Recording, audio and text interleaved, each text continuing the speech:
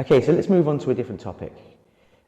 You're recognized by some of the greatest names in the industry as one of the best coaches on the planet right now. Must feel pretty good. But what would you say to someone who's considering coaching or even getting a mentor but can't quite understand the difference between those two? That's a great question. And I mean, to begin with, yes, it's always good to be recognized based on your results, but you also need to know that that should never let your ego get out of check. You know, I'm a great believer that the goal of every teacher should be for their students to excel them. You know, everything other than that is usually based upon insecurities and ego. And so while the feedback's good to let you know you're on track, you know, one has to stay humble as one can. But in terms of mentoring, coaching, and consulting, there's a lot of muddied lines around that, and people can sometimes get confused. So I'll just explain what I feel to be the difference between that. See, a mentor is somebody who has actually walked the path that you want to walk. They've got the result that you're trying to get, and they can give you first-hand experience. You know, if you want to win Olympic gold, then you want to be mentored by somebody who didn't come in second or third. If you want to get a particular result, you're looking for someone who has been there and they can give you the benefit of their experience. That's what a really good mentor should be. Now, when it comes to being a coach is somebody who really is looking to get the best out of you by allowing you to discover the answers within yourself. You know, they're good at asking questions. They're good at being able to know how to motivate you. They're good at being able to get you to believe in yourself. Now, they not necessarily have the same experience as getting the result. For example, you take Steven Spielberg. Steven Spielberg is a world-class filmmaker. He is not a good actor, but he gives excellent direction to the actors to get the best out of them on set. Yeah, so an Olympic coach, for example, would be able to give you a strength and conditioning program. That's what a coach is about. They don't have to have won the gold medal themselves. They're not a mentor. They're looking to get you out of the place where you're at and to the next level. Yeah. Whereas a consultant is somebody that you hire to find or discover a problem and deliver a solution as quickly as possible. You don't want a consultant to be asking you questions to try to lead you to the problem. That's a coach's job. No, you're paying to get a result. You want it now, get it fixed. So that's kind of the difference between coach, consultant, and mentor. So who have been your favorite clients to work with? Well, obviously when it comes to one-on-one, personally, I have a very exclusive type of client that I'm usually called in to work with. I'll give you a couple of examples so you can kind of see the kind of results that I'm called to be able to deliver.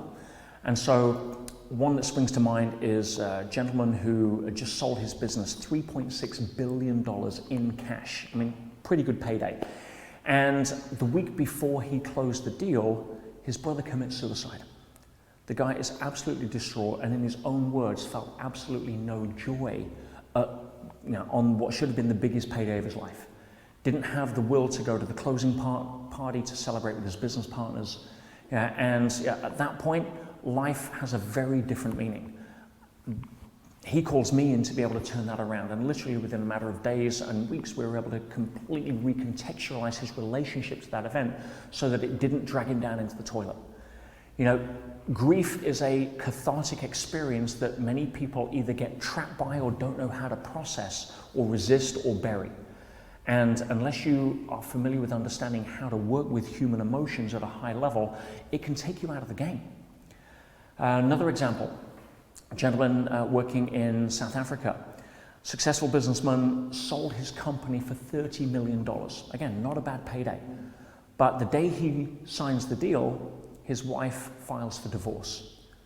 Now, he's been working for 10 years solid, 100 hours a week to build to what he thought was a pot of gold at the end of the rainbow so he could retire with his childhood sweetheart, and enjoy the life that he felt he deserved. Of course, he's been emotionally unavailable for the last 10 years. She's fallen in love with the pool boy, and now she has $15 million payday to celebrate. So what's the result? Well, he goes into depression, he switches from depression to anger, and now he's spending $50,000 a week in the casino and doing a bottle of Jack Daniels a night to try to drown his emotional pain. At that point, I'm the guy to be able to be called in to be able to turn that around so that he can get his life back on track. Another final example I'll give you, what I call the bullet strike model, which is where people have a problem like that and they want an issue, somebody to come in to be able to solve it. Gentleman, very successful again in business, most of my clients are, and worth several hundred million, multiple franchises of a very famous franchise all over the world, 10,000 staff. Wow. Yeah, great guy, yeah, got a great heart, loses his wife to a 6-month aggressive sudden battle with cancer. Doesn't want to get out of bed, has no motivation, his entire will to live suddenly pulled out from under him. But you've also got 10,000 people whose lives are on the line, whose mortgages need paying. And at that point, again, I'm the guy that gets called in to be able to turn that around, to be able to get him back on track so he can get back in touch with a sense of meaning and create a new compelling future, even though it isn't aligned with the one he felt he was going to have 6 months before. So that's the kind of clients at a high end in terms of having an immediate problem that they want me to come in and fix. There's also the kind of clients who are, again, successful, usually entrepreneurs, CEO level, that are worth several $1 million. Yeah, they drive the car they want to drive, they live in the house they want to live, but they feel like they've hit a glass ceiling. They're banging their head against a wall. They don't know how to get past it. They're stressed out, burnt out, borderline depressed. Yeah, they're staring at the ceiling at 3 o'clock in the morning. They can't relax on vacation. And they don't have the quality of life that they feel that they deserve with the amount of effort they've put in to get the success they think they currently have. And that's because there is a huge difference, Nick, between a life-chasing success and a life-chasing fulfillment. And if you don't understand the difference between the two, or how to create a life based upon fulfillment, you're going to find yourself running 90 miles an hour toward early heart attack, or wondering why you've put all the effort in but still don't feel the joy. Okay, I get why you'd be drawn into working with these kind of people, or why you'd enjoy that, because the impact is massive. Again, when you're talking about the guy with 10,000 staff, I mean, the ripple effect of your positive work with them is huge. But what would inspire guys like that to work with you? Why do they like working with you? Well, I feel in a way I'm uniquely qualified because I've spent 30 years in the trenches of building businesses. I know what it's like to be an entrepreneur. And that's a unique life for most people. But the challenge with most entrepreneurs is they're not experts in human behavior, specifically their own. Most of us don't know why we do a lot of the unconscious stuff we do, or self-sabotage, or hit glass ceilings. But most psychologists are not business people. So you have this two different worlds where if a business owner goes to a traditional psychologist, they don't really understand business. Whereas, again, most business owners don't understand psychology. Whereas having spent the last also 30 years in personal growth, human behavior, working 15 years as an experienced trainer with people like Tony Robbins, I have a very unique skill set that's able to bridge the gap between understanding what makes us tick as people and what goes into the world of an entrepreneur at a high level and all of the million moving parts that they're dealing with on a daily basis. So I think that's why a lot of the C-level executives are drawn to call me, because I can speak their language and I can peel back the minefield and the layers of the onion of human behavior to solve problems quickly without getting off track. In fact, I'll give you a quick example. So somebody calls me because they're desperate to learn time management because they're so busy and they think they need to have a higher level of time management skills. Well, a normal business coach will probably teach them time management. But understanding human behavior, you realize that the real issue after a few questions is their inability to deal with rejection. So therefore they daren't say no to people because that would trigger a rejection response, and therefore they're saying yes to too many things, and therefore their calendar is solid, and therefore they think they need time management. Wow. Or another classic example, they're too busy micromanaging, they daren't delegate. And it's not about learning delegation, it's about understanding that their net worth is linked to their self-worth. And therefore, they feel unconsciously if their business suffers, it triggers the fear that they're not enough, because the two are linked. And therefore, they daren't let somebody else take on responsibility, and therefore they're trying to take too much on, and therefore they think they need time management or learning how to delegate. It's not the real issue. Learning how to let go of that fear, or learning how to incorporate rejection and not have it affect you, would be a far greater skill set to develop, and then the problem fixes itself. Make sense? Makes absolute sense, and it's incredibly insightful. And it reminds me of the old Einstein saying, a problem cannot be solved at the same level of thinking at which it was created. And this seems to me like you're bringing this higher level of perspective to people and guiding them to their own solutions. And you've touched on something early on in the conversation, the difference between success and fulfillment, which I think again is a really, really powerful insight to share. So can you just dig a bit deeper into into that for me? Well, this touches on something that I call the curse of the white rabbit. It should make a pretty good title for a horror film, I think. Which, if you look at a lot of people that suffer from this curse, their life is a bit of a horror film, unfortunately. But it refers to the metaphor of a greyhound on a track, chasing after the white rabbit. Now, the challenge is that the dog will never catch the rabbit. It's not because it's not a good enough dog, or fast enough, or hasn't the best diet or the best trainer, but the game is designed specifically, it's rigged specifically so that the dog can't catch the rabbit. Now, it's the same with entrepreneurs and many of us chasing the rabbit of fulfillment by running on the track of achievement. And we never catch it. Why? It's not because we're not a good enough entrepreneur or a good enough husband or a good enough a partner or spouse or business person. It's because the game is rigged so that you can never catch the rabbit of fulfillment by running on the track of achievement. There's always something next that comes up. I lived this in my life. In my 20s, I thought when I make my first million, then I'll have made it. Of course, I get there, I catch that rabbit, and what happens? I'm not fulfilled, because now I clearly need 2 million in case I lose the first. Yeah, and I've worked with people that are worth 700 million that are miserable because they're not billionaires. Yeah, that game never ends.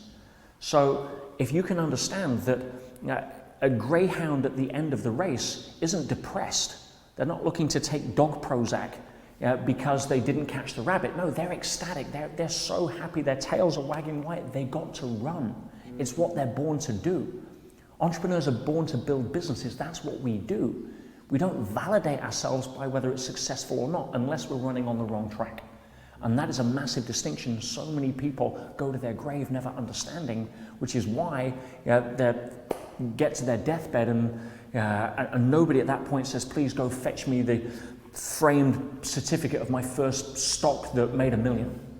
No, everybody turns around and says, wow, please go fetch me the people I care about the most so I can tell them I love them one more time before I go.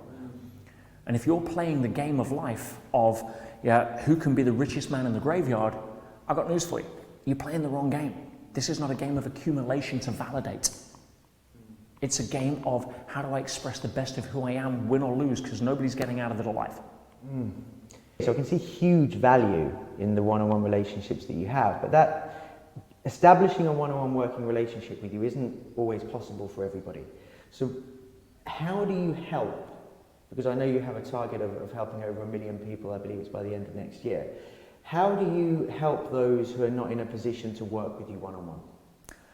Well, I recognize that working with me individually, it's a unique position. I've got very limited slots that I take on for my private one-on-one coaching.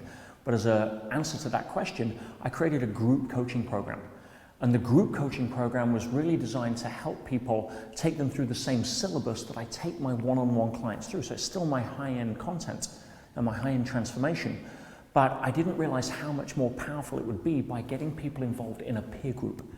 And that has proven to be probably my most successful program. It's called the Elite Mentorship Forum, and every few months we launch a forum with up to 100 people. And these are high conscious, high driven people that are all looking to become a midwife to each other's dreams and go through that journey together. Because as I'm sure you're well aware, environment beats will. You become who you hang with. And if you are hanging around with people who don't believe in you, don't hold a mirror to your own greatness, that don't have the ability to help guide you through some of the sticky points that come up each week in life, then you're going to succumb to your environment over time. You can have the best intention to stay warm. You can buy warm clothes. You can drink warm drinks and run on the spot. But if you're living in a freezer, eventually it's going to win. And if you surround yourself with people who are constantly pulling you down, that are constantly telling you why you can't rather than how you can, at some point you're going to believe them. It's just the nature of how environment beats will. So creating a peer group along with a coaching program really sets people up to win for the long term. And I'm really proud of that. As I say, my graduates of the Elite Mentorship Forum are just incredible human beings. And it's my own peer group. They're the people I hang out with. They're the people that I become friends with, because if I want to go on holiday, who do I want to go with? I want to go spend time with an EMF grad. If I want to invite people to my birthday, I want to invite an EMF grad. So for me it was somewhat selfish because I didn't have a peer group around me. So why not create one? And at the same time, give them the tools to basically become the kind of people that I take my high-end clients through one-on-one. And that's why I created the group coaching program as well, and that's been just a tremendous success. Okay, thank you. You know, I find business psychology absolutely fascinating. It's been incredible to walk through that with you. But there is another area that I want to dig a bit deeper into. We touched on it earlier on in the conversation. So I've got some questions around that, and hopefully it'll be just as illuminating as the business psychology conversation. Sure, let's do it.